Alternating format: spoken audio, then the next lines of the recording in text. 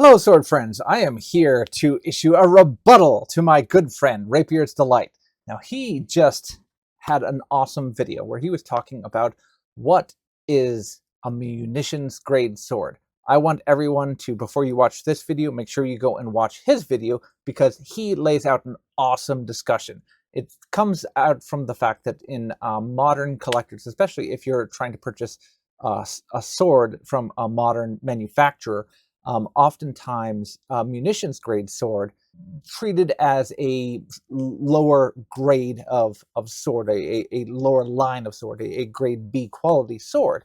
And Rapier's Delight points out that that's not really how it was used historically, especially if we're looking, for instance, during the European Renaissance.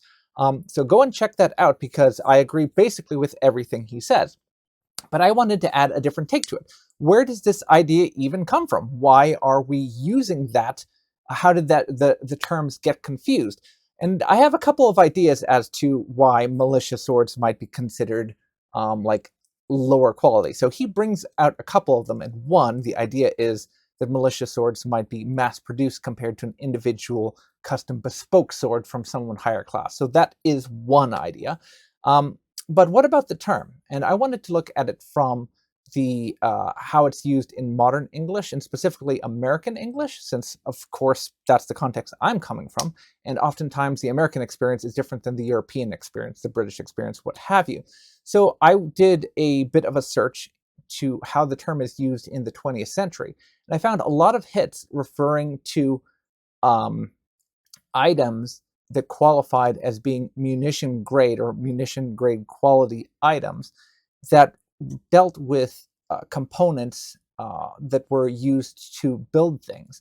And oftentimes these are, for instance, chemical components that were adequate for whatever was being used in their military application, but would not necessarily be adequate for other types of domestic consumption. So for instance, if it's a chemical component, some type of phosphorus, it was adequate for martial use, but would not have been adequate for domestic use, for use in cooking or use in construction or what have you. So that's why it got the moniker munition grade. It was adequate for that. Now, I say that without looking into it in too great a detail because military grade, perhaps the requirements for that specific type of munition would actually be higher than the domestic application. So you have to look at the specific instance in which it's applied in each case. So I wanted to look a little bit deeper to see kind of where it first came up. And as I was digging through the records, it seemed to come up kind of recurrently in the 1920s, and it was associated with cotton linter, which is a type of gun cotton. And in the accounts that I was reading about with cotton linter, it was referring to them as munition grade cotton linter. And in those cases, it's very clear that the type of cotton that was being used for military grade was of a low quality. In fact, I have here an account where they're actually having a testimony, a post-war testimony around 1921, I believe it is, and they have a guy who's testifying here and says, here we'll discuss it here. Mr. Graham, well, what is the minimum price? Mr. Morris, if memory serves correct, for the so-called munitions linter, it is 3 cents. There are 6 or 8 grades of linter. The minimum price running for it is 3 cents on the poorest grade, all the way up to 8 cents, I think, for the best per pound. So in this case, he's saying the very lowest grade linter is what is being used for the munitions grade. And so as a result of that, there is, in this specific case, it looks like there is an association.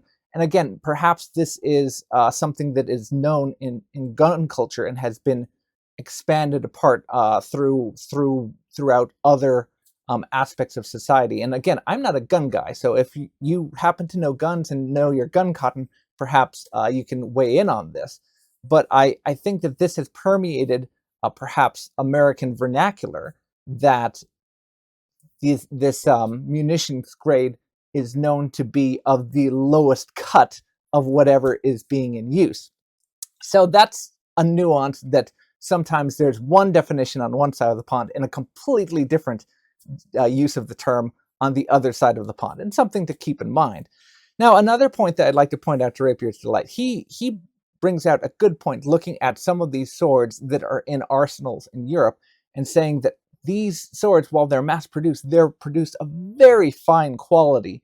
And, someone who is going to have an arsenal is not just going to have these ragtag swords. And that's true in many places we see in Europe, although I'd question if in every single part of Europe that was the case.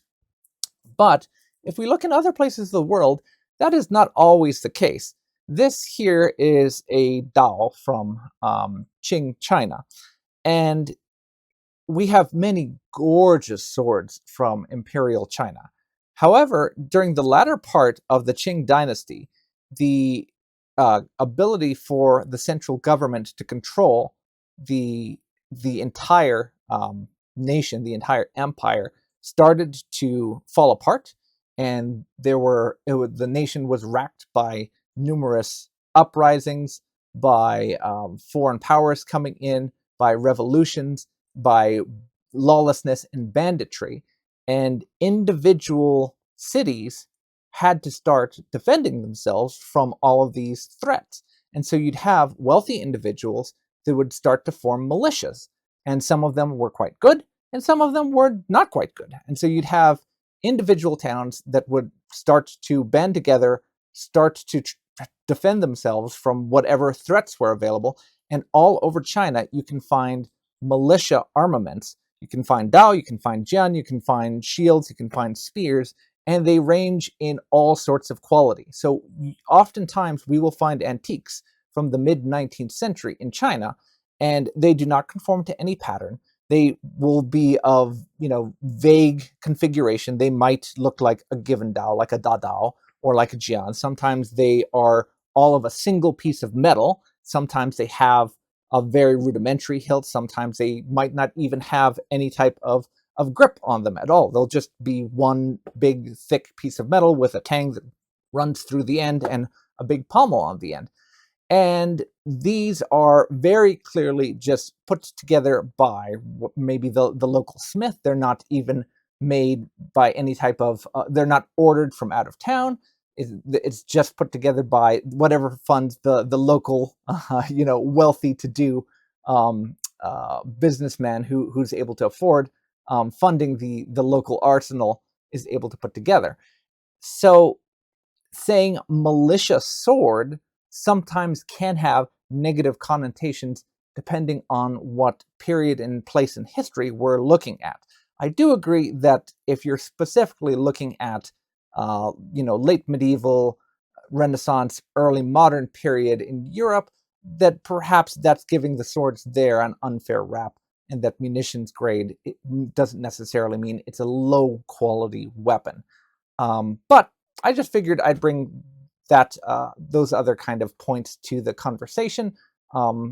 Again, go and look at Rapier's Delight's video because it's a spectacular video. Okay, gang. Hope that brought something interesting to the table. We'll talk to you guys next time. Take care.